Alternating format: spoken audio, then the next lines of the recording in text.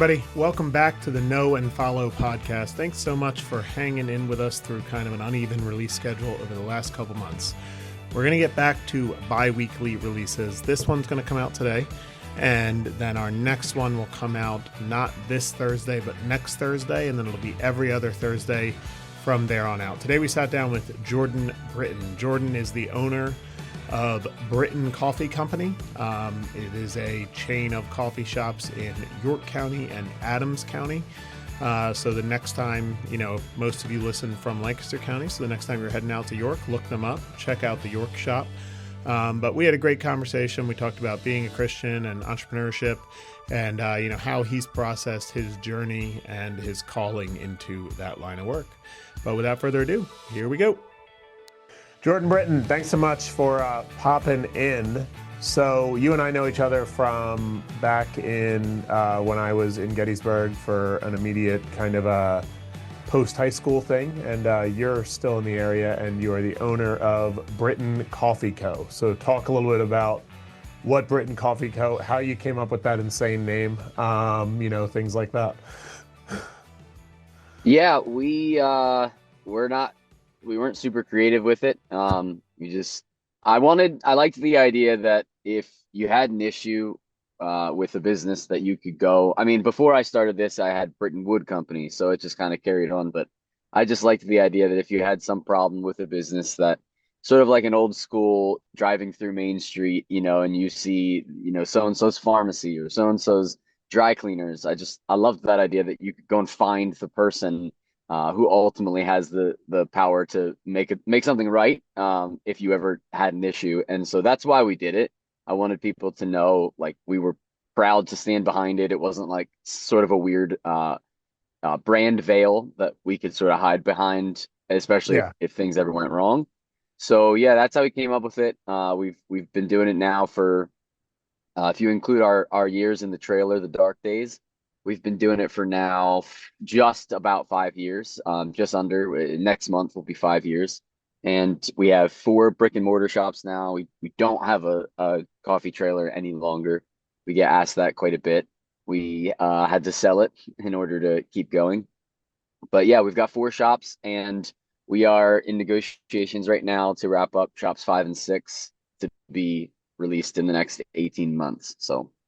Yeah, so talk about the story a little bit. You mentioned Britton Wood Company. You were doing kind of independent contracting, but I remember you were doing a lot of, I'm not going to say the right word, they were barn doors styled things. Yeah. That was like kind of your project that you were doing. It felt like based on social media, you're doing a lot of those. And then you guys get I'll let you tell the story, but so correct anything you want. You get the trailer becomes fairly successful in a parking lot, and then you eventually launched the first shop in, I believe, New Oxford, and then I actually don't know how the rest of it went. I know there's 4 now. I actually would have guessed. Last night I was thinking, where are they all, and landed on 3. So, but yeah. Anyway, you go. Well, yeah, just 2 quick points of clarification. I wanted to be in New Oxford. We never ended up having one there. That's my hometown, so I was hoping to have one in New Oxford. We are in McSherrystown, which is somewhat nearby. We're in the same school district. And then the other point I'll just add is you said that the coffee trailer was very successful. It was not at all. It lost money, actually. That's kind of part of the story. And sort of, if you look back now, I sort of wonder why we doubled down on an idea that was losing money.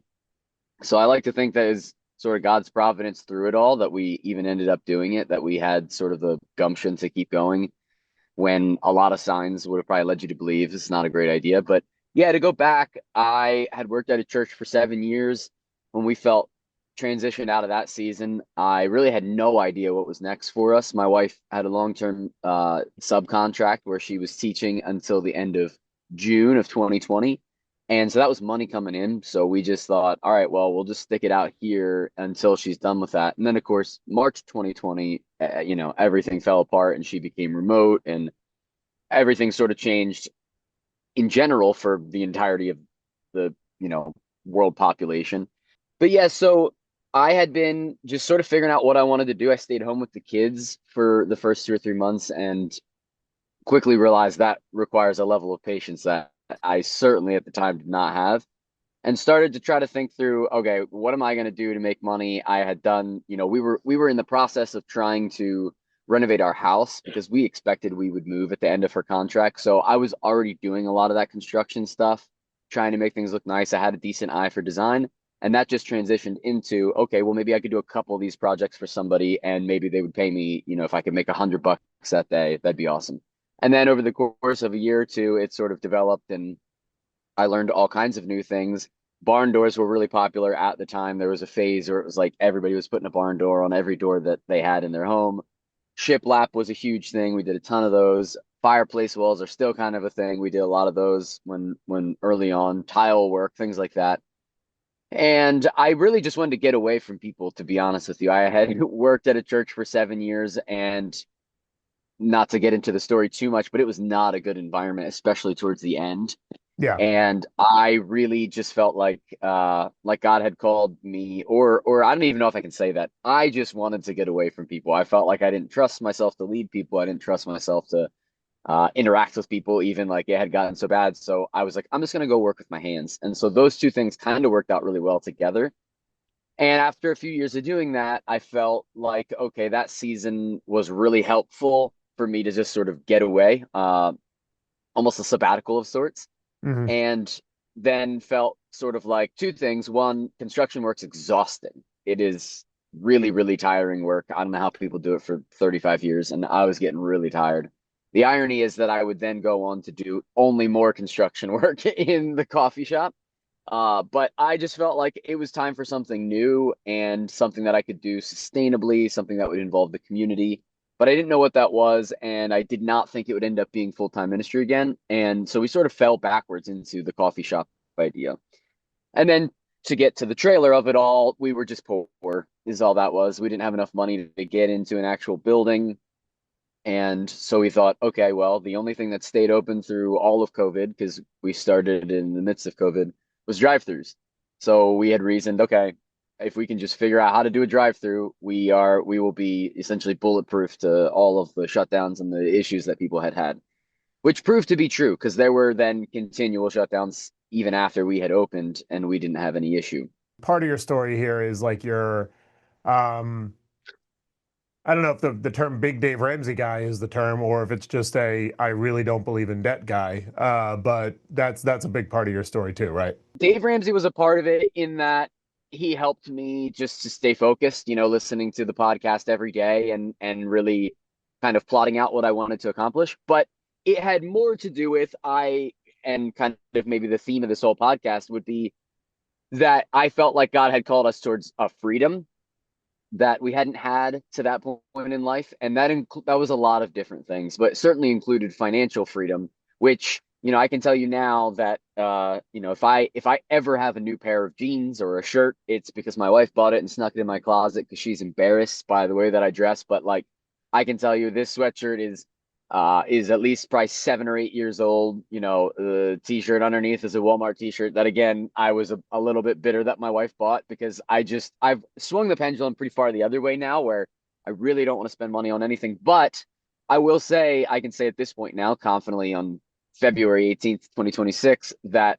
all the sort of things I felt called to do and felt like God had brought us to have come to fruition now. Like we do have financial freedom now. I don't, aside from one mistake I could get into later where we bought a cafe previously and that'll be wrapped up. It could be wrapped up literally this minute, but we're going to let it play to the end of this year. Other than that, between our house, our cars, everything, we don't owe a dollar to anyone in the world. So that had been kind of our big goal as a part of all this. And yeah, so that's sort of how that whole transition went. And part of the debt-free sort of philosophy that we found ourselves in. I think relative to calling, there's a truth for you there of like God could call you to anything for the remainder of your life, and you having this other skill allows you to live fully within calling. And I think that's like something that's really, really cool when you think about it for pastors who can support themselves otherwise. I do believe people are called to full-time vocational ministry, but there are people who are called to have themselves supported in some way and be able to go into a small church and provide ministry and be able to say, like, look, don't pay me. Like, invest all of that money back in. I'm doing this because I care about this church, because I care about the ministry we're doing here. And that was like not that crazy of an idea like 40 years ago. Like there would be like retired Okay. lay people who were Sunday school teachers who would like take a church for 3 years. Like that happened. And they would like live off their Right. pension or whatever. And I think it is like maybe it's the professionalization of ministry or whatever, but I think it's made people think like, oh, I better be called to like help with kids or help with tech or help with the greeter team because otherwise I'm not called to ministry. And I think there are business people who are called to like lead churches, who are called to use kind of the comfort or the ability to have passive income, let's say, and then be able to live in a certain way that they might not be able to live otherwise. Yeah, and I would say beyond that, like certainly the literal practical skills that I learned doing all of this, Hmm. I was somewhat fortunate in that the church environment I was in, again, with hindsight, I'd say they were I learned a lot of business principles being there, so they kind of directly applied.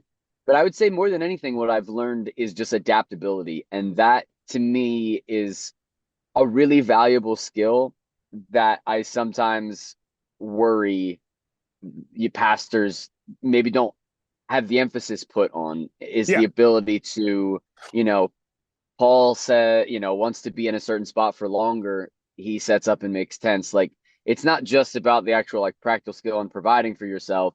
It's about like drop me anywhere right, and I will be able to make it work. I trust that God will give me what I need. I also trust that he's given me what I need. And right. so it's gonna be hard, sure, but that's not really the issue. It's, do I really at like a gut level believe that I can do that?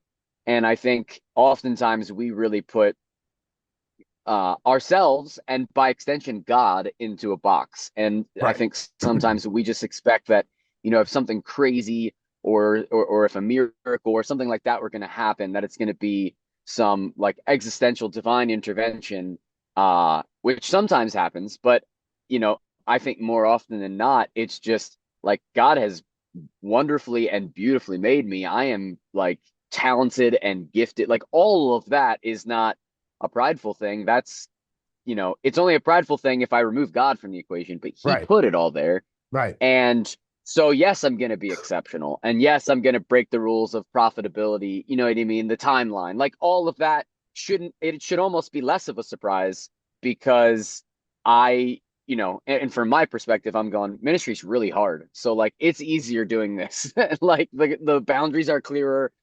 People, they show up and they work for money. Like that is way more cut and dry.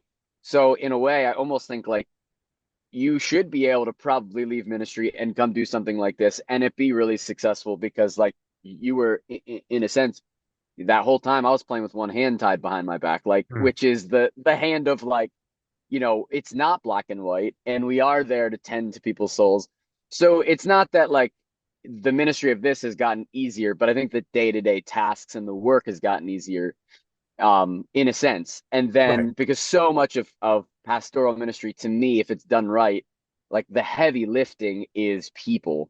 Yeah. And people is a lot of what we do here, but I would say it's everything that you do. So Yeah. for me, it's I people sometimes will marvel at like, oh wow, you've gotten so much accomplished, and it's like that's the easy stuff, like Right. building the structures, showing up, working late nights. Like I can, that's just a willpower thing, which is like how much do you really believe in what you're doing? The really hard part is we have a staff member who is going through something or a staff member whose values don't align with us or whatever the case is. And now how are we going to treat them?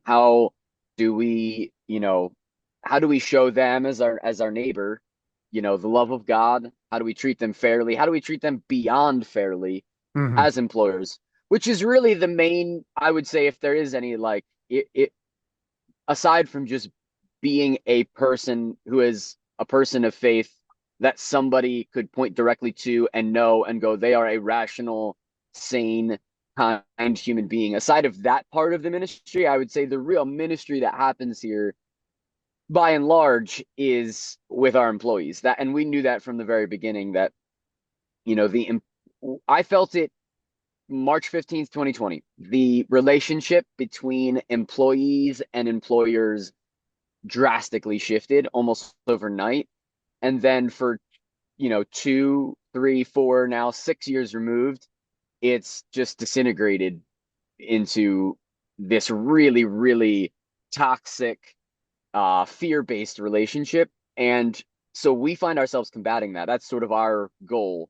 It's very much, you look out for you, I'll look out for me Hmm. in most employee-employer relationships. And there's a lot of like making sure that you walk a very specific HR laid out guideline for how you're going to interact with people. And when you treat a relationship like that, I mean, just imagine if you were to apply that to marriage, like you just will become roommates. There is no real relationship there. It's entirely transactional and it's very binary. And it's not what we actually want as human Right. beings. What we want is compassion and grace and kindness and to be there for others as much as we want someone to be there for us.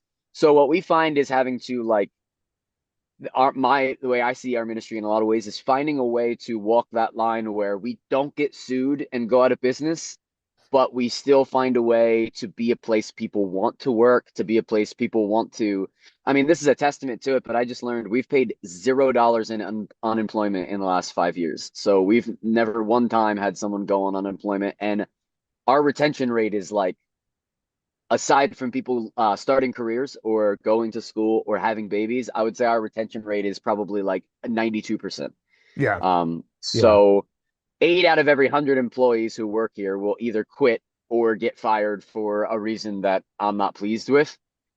But for a restaurant industry, that's Right. staggeringly low. And so that to me tells me we're doing kind of what we set out to do in regards to, sort of the ministry of it all and caring for people, you know, profits being a secondary thing to that. That's interesting because Wes Kaufman is a local guy who, entrepreneur. He has a couple businesses. And one of the things he said on the podcast was he said, I feel like my job as a Christian is to tell people who Jesus is by like who I am as a boss. And that's like basically that's the long and short of what you're saying. And yeah, no, I think that's great. I think that's really helpful. But as far as the shop going forward, you guys are in the trailer. You eventually start a shop. When does the turnaround point happen where we go from we're losing money on this thing to it seems like it's working? Yeah. So I was still working full time in construction all through the summer that we had launched the trailer. And I could say honestly, I think it would have been profitable had I done a better hire. I was really dead set initially on almost intentionally trying to hire people who differed in values from me to Mhm. prove that I could do that. And I learned you need a scaffolding there. You need like a structure, and you can't just hire people that disagree with you unless you want your life to be a nightmare. So we learned that early on, and we had an employee early on that really, towards the end was like, I think intentionally making drinks poorly and kind of trying to run it into the ground a bit. I mean, she quit on the day that my son was born, like while we were still in the hospital on purpose. So that was a bad hire, and I think that's directly related to that not working. I couldn't tell you why still to this day that I thought it would be a good idea or that it would be worth it to double down on it, other than I knew there were some things we couldn't sell through the trailer because of its size, like merch and coffee bags. And I knew people wanted a place to gather, particularly coming out of all of the COVID mess. So I like to think that's probably why I did it. But at the time, I was probably just so one track mind. I had also heard a lot of people say it couldn't work. And so that probably uh you know i indirectly or directly affected my decision to be like, oh yeah, watch this, like we'll do it. So that spirit-led stubbornness Yes. that the Bible talks about. So Yes. we did that, Where's and that? I would say I would say probably we took 4 or 5 months being in there to where I could see, okay, this could work. The story behind all of the story, which you wouldn't know, but you'll know Jason, so you might find it interesting, is that he had just in September, we opened the first brick and mortar in November 2021. 3 months prior, 3 months prior, September, Jason had just left his full time, coincidentally in ministry, to come work with me. Felt a similar thing, like his season had been up and was figuring out where to go next. So he started working for my construction company.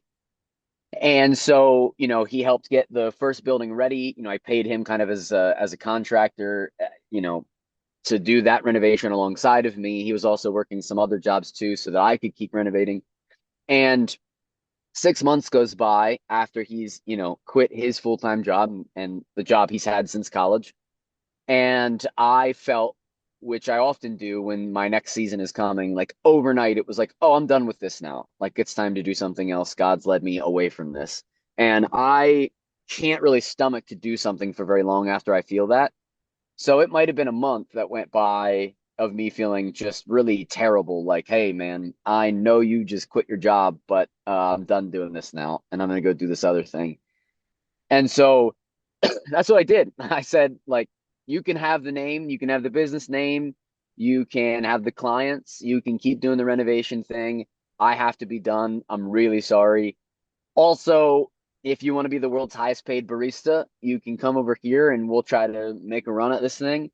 And I think at the time, honestly, he believed in me and the idea, and I also think he really didn't have felt like he had a lot of options. So I want to say that it's less of a fairy tale story, probably more of a like, oh crap, I don't know what I'm gonna do, so I guess I'll do that. And I think he knew he didn't have enough experience to run the renovation company, and enough desire really.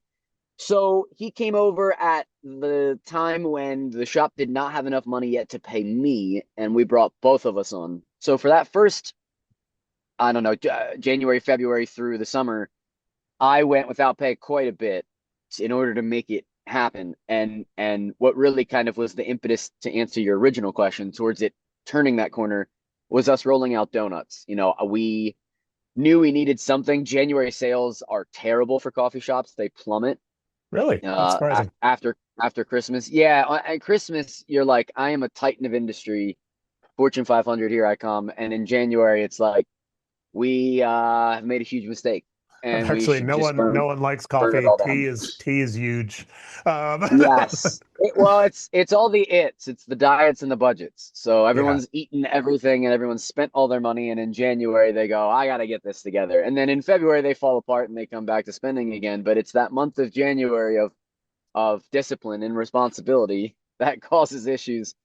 And so in the midst of that, we panicked and said, we got to do something. And so we rolled out donuts as a product. It was a huge hit. And that's kind of where we started to see the ball roll. At the same time, we knew this is never going to be sustainable for both of us to make an actual living. Coming out of 2020, there was particularly crazy inflation. So that's what prompted us to know, okay, we have to start two shops if we're both going to make enough money over the course of time, not only to like just survive, but also to accomplish sort of bigger goals, for us as a family, generosity, and being able to, have the size, we have 5 kids, so being able to support all those kids. And, I'll tell you, without getting too much into the weeds on it, what really kind of to emphasize and maybe to sort of bring it full circle to talk about this idea of freedom, and particularly speaking specifically on financial freedom. When we had opened the coffee trailer and before we opened the brick and mortar, we had a friend that reached out to us. It was kind of a weird set of circumstances how we ended up finding out, but essentially somebody that my wife knew, from early on in her life, was going through a DV situation. She was going through a particularly bad, marital situation, and they were really worried about what she's going to do, and there was a kid involved and how that was all going to play out. And so a family member said, okay, well, I'm going to try to fix up my basement and she can come stay here. And so I sort of without even thinking about it, was like, okay, I will take 6 weeks, and I don't really know how to renovate a basement. I know how to do half of this, but I'm going to figure it out, and I'll put it all together. And I felt like, man, what a cool way to just be like helpful and useful to, widows and orphans, essentially, is kind of Right. where I was at that point. I want to be able to, at a moment's notice, drop everything and go help somebody. And I felt like I can do that right now, and it will stretch every part of me. And at the end of it, I won't be able to do it again for another year because I'll set myself back so far. So that was a big part of, as we talk about starting shops 5 and we talk about starting shop 6, I realized early on, it's like, by the time we hit shop 5, do I really need more money? No, I don't. Like, probably by the time this all functions the way it ought to, my team is getting paid respectively compared to what they would get somewhere else. Well, they're getting what they should have. There's opportunities for them to grow. Certainly more shops gives more opportunity for that. And so that's a positive. But personally, the only reason at this point now to continue to start them is the idea that I can be absurdly generous, both with money, but also with my time. So building myself more margin to the point where I can go renovate a basement, or I Right. can go help someone launch a business so that they can get to this point, and I can take time away to coach them. Like, all of that to me is sort of, as we move into this next phase, so much at the beginning was like just trying to find a way to keep our head above water. And we kept reinvesting money and starting more shops and not taking out debt. And we were pulling the slingshot back for so long, and it got harder and harder and harder and harder. And it feels like just very recently we let it go. And now it feels like, oh, okay, now we are, things are stable. God has blessed. I mean, just to my point earlier, January and February are typically the worst months of the year by far. Our January and February are up like 30% year over year for shops that have been open for 4 years now. That's pretty unheard of. Usually your margins slow down, when you approach $1 million a year per shop. Usually the margins slow down to, okay, if we could get 5% growth, that would be great. Right. And to have all of them consistently performing that well, to have our newest shop jump instantly to performing as well as our oldest shop, like all of that is to me a sign that God has essentially honored all the work that we put into this point. Like, we were thinking that's you think you hear the voice of God and what you ought to do next, but there's always a part of you that's like, well, Right. you know not that it has to prove it, but it certainly is nice when it does. And Yeah. now it feels like, okay, we did it. This is what we were meant to do. That's what we were going for. And so your desire, just to kind of sum it up, your desire is that your making money is making you able to be generous, is making you able to, and I think that's kind of important to capture because I do think there's a bit of and I know we're going a little longer than we said we would, and I apologize for that, but there's a little bit of like an Right. anti-materialism in what I would call anti-materialism. There's almost like we see if somebody in a church setting, like if I was a youth pastor, I think a kid was like, I just really want to make money. My knee jerk would go, oh no. But there's a Yeah. way to, I think, shape that to say, well, why? You know what I mean? And Yeah. it's like, and I do believe there are people who are called to, I mean, the CEO of Hobby Lobby funds millions of dollars of ministry. You know what I mean? Like Yeah. and there are people who have the opportunity to do that. And I think the kind of learning point is there are people who are called to make money and make money in a way that Yeah. honors their employees, in a way that honors their customers, in a way that, but also allows them to give and allows them to provide and allows them to kind of create for other people. And no, I think that's a valuable thought. Yeah, and our hardest tension, so to speak, like, because there's certainly tension in ministry as a vocationally. Our tension and my tension is to continue to keep myself in that same headspace where, like, essentially you can get to a certain point where you know you sort of you lifestyle creep, and also like you just sort of make enough money that you can kind of go like, all right, I'll let the floodgates open. I've been so conservative for so long. And so for me, I've been very, maybe not consciously, but I can say certainly I still to this day do not spend money on anything like Right. business or personal. Business, I'm a little bit more flexible because I know we need it. But personally, like, it was a big move for me just this week to say, hey, me and Jason and one other guy who's on our staff, let's go do an activity together Right. because I'm so like cutthroat with myself on do I need it? Don't spend money on it. Right. And so, that I think is the tension to manage is like keeping that still as the forefront of your goal once you get to that point, because it's so easy. And that's why there is an aversion to that materialistic, because you can say all you want, but then when you get the money, it's like it does become challenging to go, am I gonna just spend this on myself? And I think for me too, it's an opportunity to be generous. It's also an opportunity to be prepared. We can sometimes forget like a COVID can happen. Like, and there was so much opportunity to, I think, be unusual with your finances through COVID, with helping people that were in really, really bad positions. Having a pile of money in the bank can also not be a bad thing. I think it has a lot to do with your heart, and it has a lot to do with where are you spending the money. And for me, I've been like, you know what? I'm just not going to spend the money. There's a little bit of security I get from that personally, sure, that I have to go like, okay, well, give me my daily bread. There's a tension there to manage, but at the same time, it's like, man, if something crazy happened tomorrow and all of a sudden people I love and people close to me and people who maybe don't follow Christ were in need, could I help them? And that I think is just a really cool opportunity. And what it does is it really makes you look at the things that happen in the world in a very different light, because it's not a fear position. And it's not like, oh, well, I shouldn't be afraid because I have piles of money. It's like, man, how often does God use turmoil to like really disturb somebody in the doldrum of their monotonous 21st century life? Right. And I think that it's such an opportunity to experience Christ. And I think sometimes we play defense. Like we're never thinking about offense and how can we be ready for something like that so that we can like, you know, there's a time in my life where $500 would have changed my life.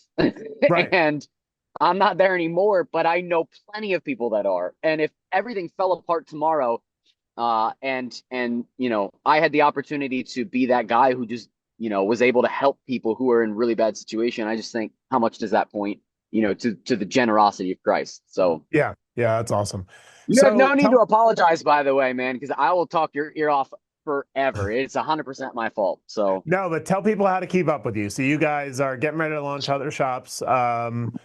You yes. are a really interesting social media user. You have a kind of specific style where it almost the posts feel like I think almost like reality TV episodes. And I Yeah. don't mean that might sound like I'm saying Real Housewives. I mean like the reality TV you watch in the hospital. Yeah. Like the HGTVs of the world, right? Yeah. No, but yeah, keeping up with you. Talk about that. I know you guys are on Facebook. Do you do the same thing on Instagram, etc.? Yeah, Facebook and Instagram. It's just at Britton Coffee Co. We are dabbling in TikTok. I don't do any of it. I have no interest. I actually hate social media. Jason loves dancing. He is. I'm doing my best to get myself away from social media as much as I can help it. But yeah, that's I if you're gonna follow anyone on social media, follow us. But I Right. think a lot of it is trash. And like, for example, we don't respond to any of our comments. And it's not because we're like, entitled or like elitist. It's because I just try to stay off as much as possible. Right. Also, I can't figure out how to use Facebook now. It's changed so much, and the comments like notification center is different, and I just refuse to put in the effort to learn it. Now, And The company Meta is people should be in jail for how much they've just made that thing difficult to use. It's like yeah, yes, they keep it moving stuff. requires a full-time job. Yes, it Yeah, requires a I full-time feel job, like the oldest 100%. man who's ever lived because I feel like I'm constantly going, they keep moving stuff. Like it's just I agree with you 100%, and that's why we don't do it. But it's also in part because I just try to stay off the platform as much as I can.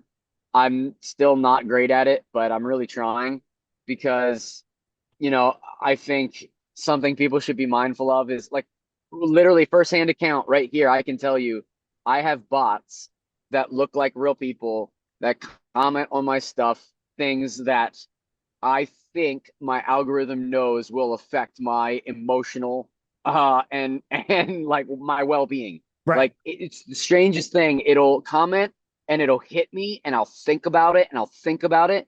And I've started now to recognize a pattern and I'll click on it. It's none of them are real. Like Right. I've asked them respond to this. I've written say potato. Like they're not real people.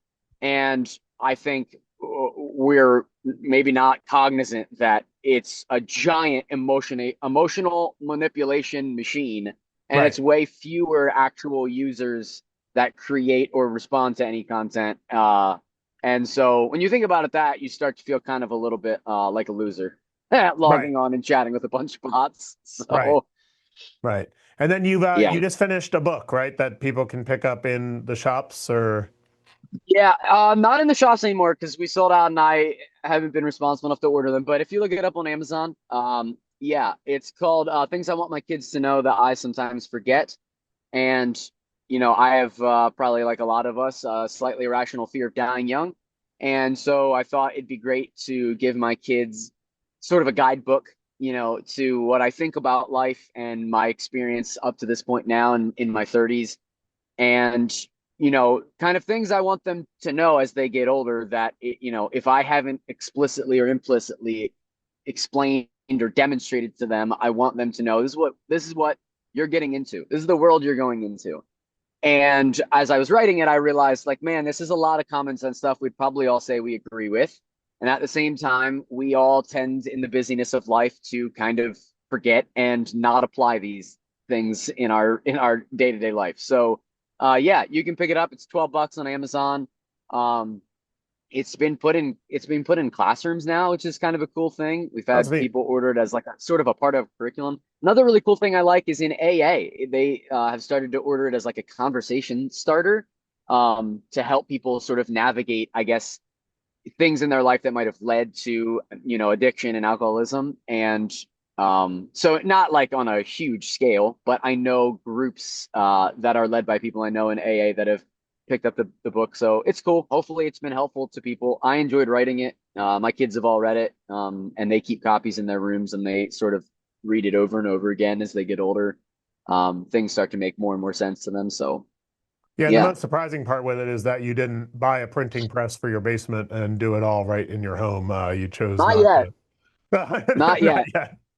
It's so cheap to do it through the Amazon distribution publishing. I hate that I did use them because I'm kind of a bit anti-Amazon. Yeah, But it's like $2 to do it, and it does it all for you. right, And it's so simple. And right. so yeah, we'll see though. Who knows? Yeah, yeah, no, absolutely.